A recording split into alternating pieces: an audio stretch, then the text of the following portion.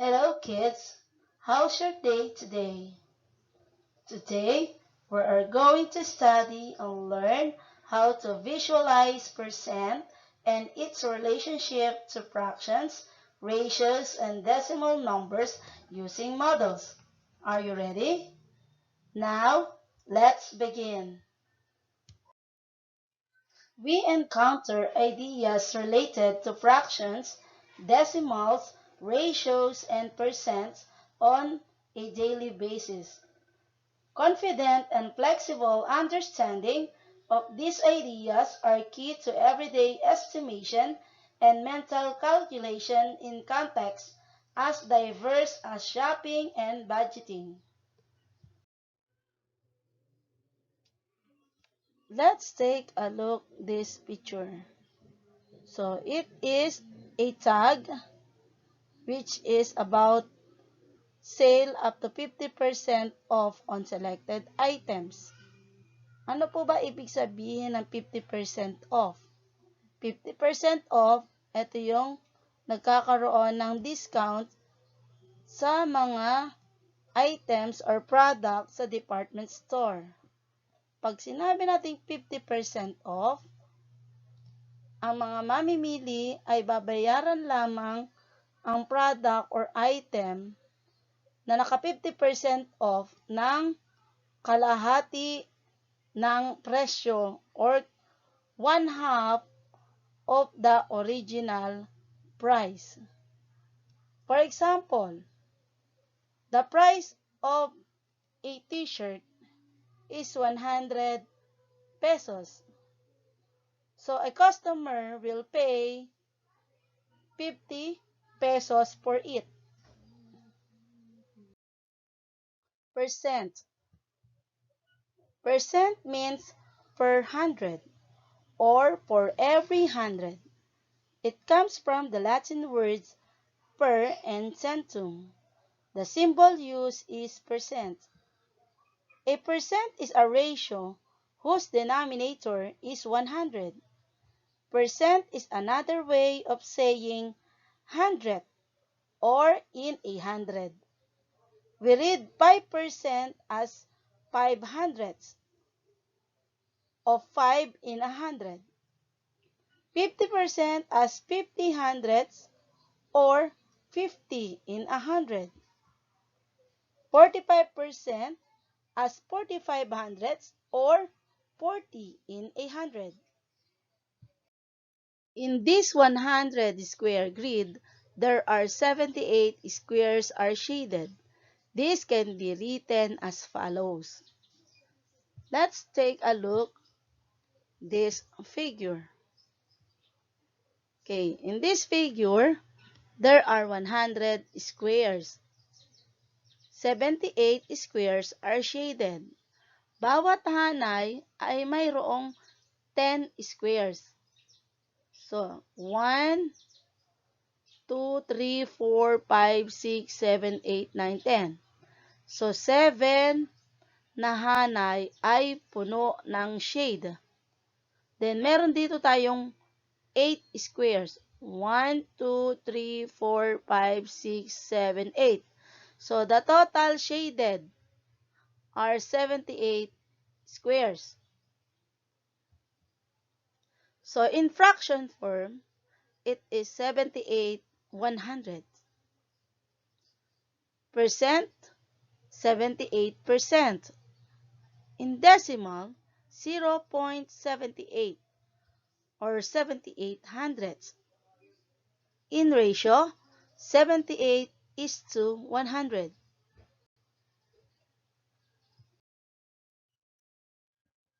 Part-whole concept.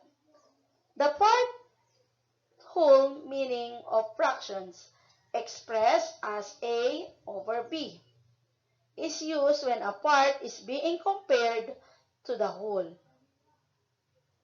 So, ikinukumpara natin yung bahagi ng shaded parts doon sa one whole. The numeral above, the dividing line, is referred to as the denominator. The dividing line is known as the vinculum. and the numeral below the dividing line is known as the denominator. In the case of the fractions 3/5, we write this as 3 as numerator and 5 is the denominator. In the case of the fractions 3/5, the numerator is 3 and the denominator is 5. The numerator signifies to the number of pieces of the whole lot, and the denominator signifies the number of pieces of equal size into which the whole is divided. So, ang denominator na 5, ito ang tumutukoy kung sa ilang bahagi hinati ang isang buo. So, ang isang buo ay hinati sa 5. So, ito ang magiging denominator. The part-whole meaning of fractions can be demonstrated in the following everyday. Let us study how to visualize fractions. Let us begin. So in this figure, it represents one whole. So if this part is all shaded, it means it is a one whole. Another figure. So in this bar, represents one whole, which is divided into two parts. The first part is shaded. This is what we call 1/2. The second part is also shaded. This bar represents 2/2 or equal to 1 whole.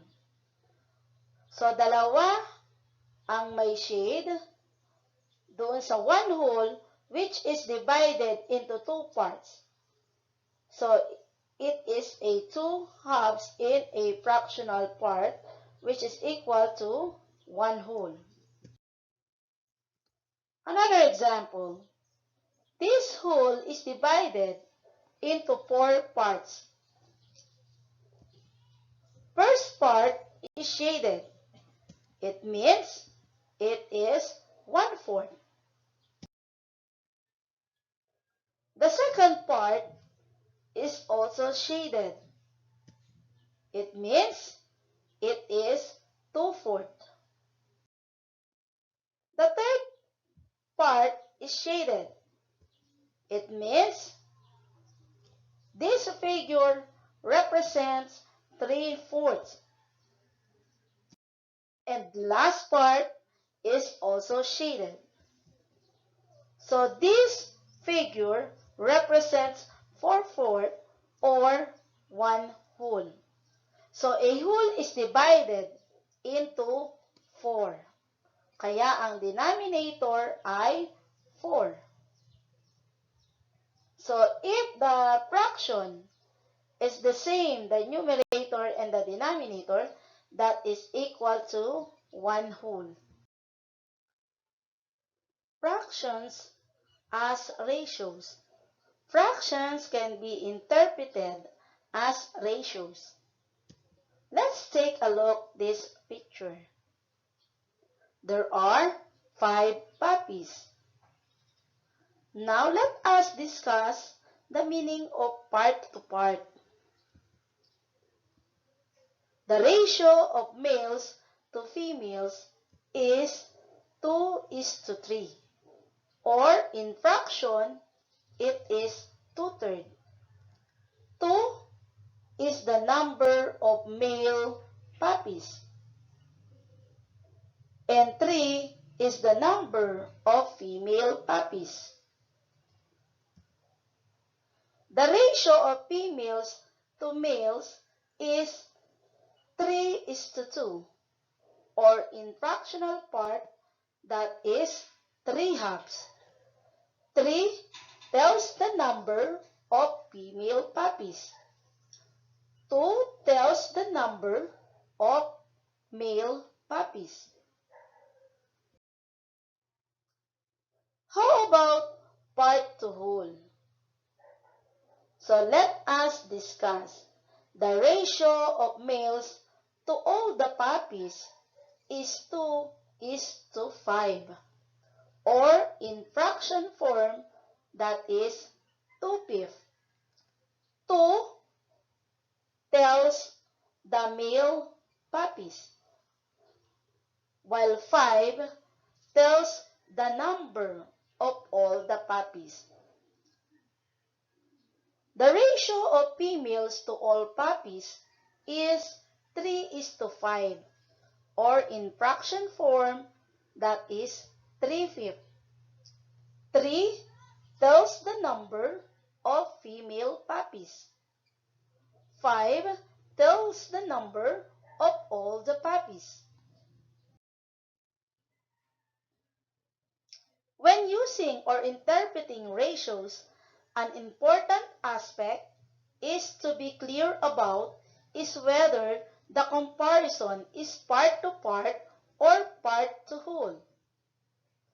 Fractions are used more commonly to represent part-whole ratios. Relating decimals, fractions, and percents. Any rational number, whether a fraction or a whole number, can be written as a fraction, decimal, or percent. The term percent is simply another name for hundreds, and as such, percent are rational numbers with a denominator of 100. For example, 25% is the same as 25 hundredths. 25% or 25 hundredths can be also written in decimal notation as 0.25. Activity 1. Read and analyze. There are 5 boys and 5 girls stand in front of the class forming a circle. While the music is being played, the participants move around. When the music stops, the teacher will say, "The boat is sinking. Group yourselves into 2. The first group, there are 3 girls and 1 boy left. Then, the ratio of boys to girls is 1:3. If we are to write the ratio 1:3 in fraction, which will be the numerator and which will be the denominator? So in fraction form, 1/3, 1 is the numerator, 3 is the denominator. It is also written in ratio 1:3. If we are to get how many percent of the pupils are boys in relation to the group, divide the numerator by the denominator. 1 divided by 3 equals n. 1 divided by 3 cannot be. So, you will write 0 at the top. Then, affix 0 beside number 1. Then, divide it as a whole number. 10 divided by 3 equals 3. 3 times 3 equals 9. Then, subtract. 10 minus 9 equals 1. 1 divided by 3 cannot be, so you will affix another 0. Bring down 0. 10 divided by 3 equals 3. 3 times 3 equals 9. Then subtract it again. 10 minus 9 equals 1. Simply move the decimal point 2 places to the right, then affix percent symbol. 0.33 or 33%.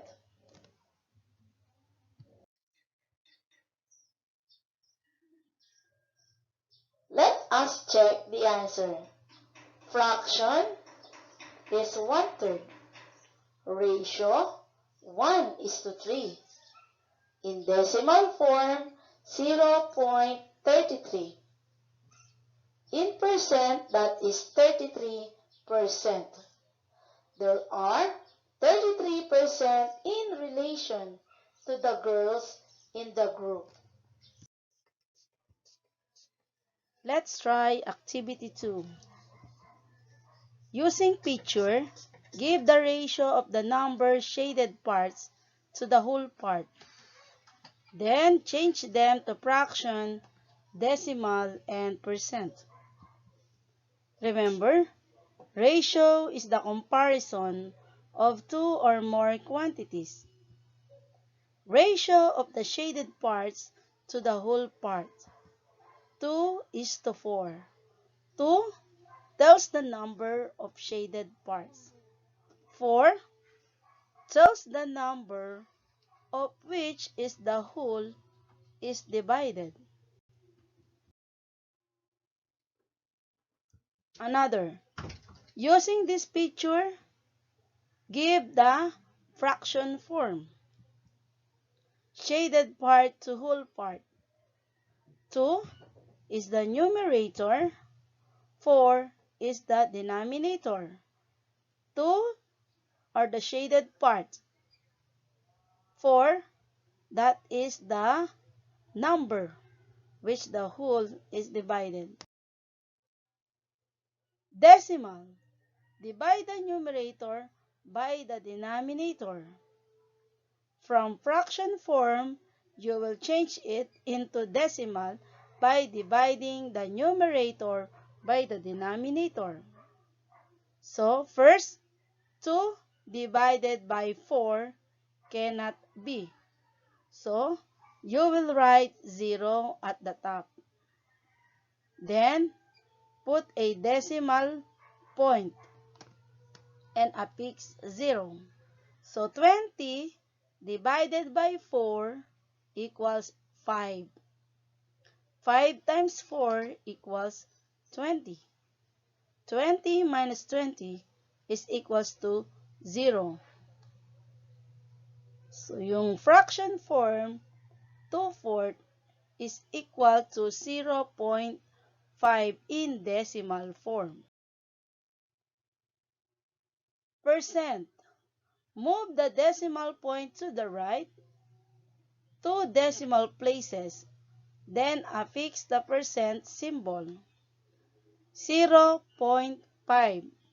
So, kung mapapansin natin, there is only 1 decimal place in this number. So, kung i-move natin yung decimal point 2 places to the right, you will add 0 to make it 2 decimal places. 1, 2. So, you will add 0 here. Okay.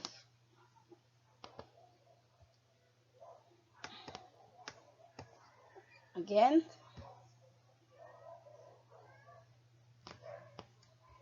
So, 0.5 is equals to 50%. Here are the answer key. Activity 2, performing the activities, part 2 whole. Using picture, give the ratio of the number shaded parts to the whole part. Then change them to fraction, decimal, and percent. In ratio, 2:4. In fraction form, 2/4. In decimal, 0.5. In percent, 50%. Summarizing the lesson. Ratio is a comparison between two or more quantities. It can also be expressed as fraction. Through ratios and fractions, we can get the percent equivalent by dividing the numerator by the denominator. The result is a decimal. But move the decimal point 2 places to the right and affix the percent sign. Let's try some more.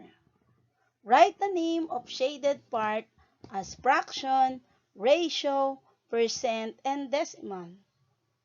Let us study the example. So as you can see, we have 100 square grid. Then you will count the shaded parts. So bibilangin po kung ilan ang shaded parts or shaded squares. So ang bawat hanay na ito ay may bilang na 10 or 10. 1, 2, 3, 4, 5, 6, 7, 8, 9, 10. So 10 squares ang bawat hanay. So, meron tayo ditong 4 na hanay na shaded parts. So, it means those are 40 shaded parts. Then, there are small squares are shaded. 1, 2, 3, 4, 5, 6, 7. So, 40 plus 7. So, we have 47 shaded parts. Then, write the name of the shaded part as ratio. Alright, so 47 is to 100. Then, write the name of shaded part as fraction. 47 hundredths. Then, write the name of shaded part in decimal. 0.47 or 47 hundredths. Write the name of shaded part in percent. 47%. Now, let's begin. Write the name of shaded part as fraction, ratio, percent, and decimal. So, start answering from number 1. I will give you 10 seconds to answer.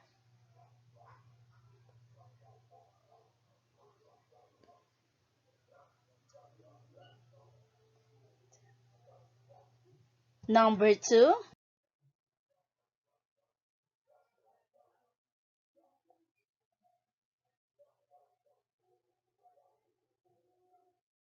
Number 3.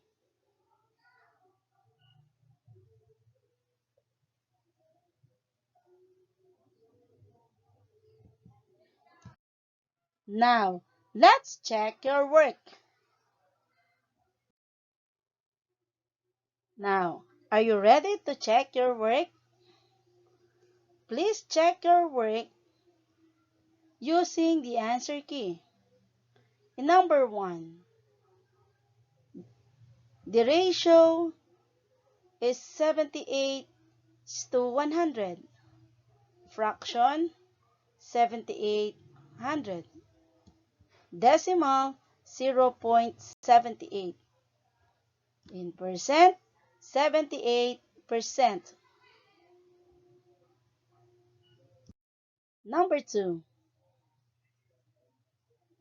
the ratio of shaded part is 47 is to 100. Fraction, 47 hundredths. Decimal, 0.47 or 47 hundredths. Percent, 47%.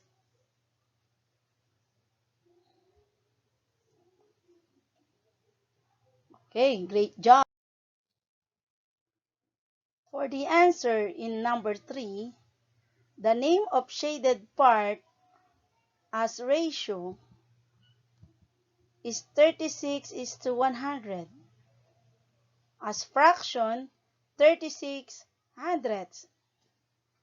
In decimal, 0.36. In percent, 36%. Alright, very good. Great job. I hope that you have learned a lot in this lesson. Now you know how to visualize the percent and its relationship into fraction, ratio, and decimal.